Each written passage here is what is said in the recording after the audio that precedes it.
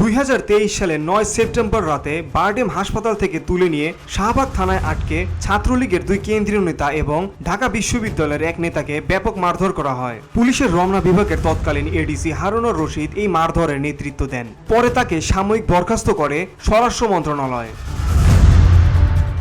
ঘটনার সূত্রপাতের বিষয়ে রাষ্ট্রপতির এপিএস আজিজুল হকের স্ত্রী ডিএমপির তৎকালীন এডিসি সানজিদা আফরিন বলেছিলেন, তিনি চিকিৎসা নিতে ওই দিন হাসপাতালে যান।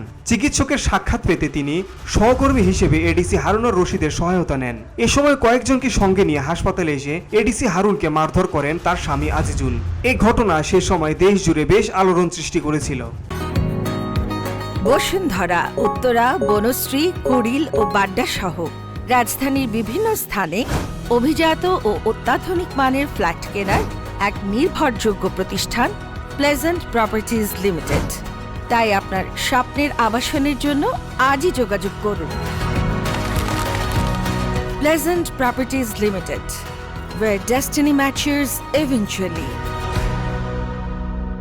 এ কাণ্ডের পর প্রথমে হারুনকে বদলি করা হয় রংপুর রেঞ্জ পুলিশে। এরপর সেখান থেকে প্রত্যাহার করে ঢাকায় আনা হয়। 5 আগস্টের পর তাকে ওএসডি করা হয়। একই ঘটনায় ডিএমপির এডিসি সানজিদাকে প্রথমে রংপুর রেঞ্জে বদলি করা হলেও তিনি সেখানে যোগদান না করে ডিএমপিতেই থাকার চেষ্টা করে এবং পরবর্তীতে ডিএমপিতেই তাকে রাখা হয়। 5 আগস্টের পর তাকেও ওএসডি করা হয়। একই কারণে রাষ্ট্রপতির সাবেক এপিএস সানজিদার স্বামী মামুনকে কোনো প্রকার শাস্তি না দেওয়া হলেও 5 আগস্টের পরে তাকেও ওএসডি করা হয়। পুলিশ সূত্রে জানা গেছে, ওএসডি হওয়ায় 3 জনই ঢাকাতেই রয়েছেন। এডিসি সানজিদা ও হারুন নিয়মিত পুলিশ কমান্ড সেন্টারে গিয়ে হাজিরা দিয়ে আসেন। অন্যদিকে এপিএস মামুন ওএসডি হয়ে ঢাকাতেই রয়েছেন বলে জানা গেছে। আর পুলিশ বলছে মামুন আর সানজিদা এখন একসঙ্গেই রয়েছেন।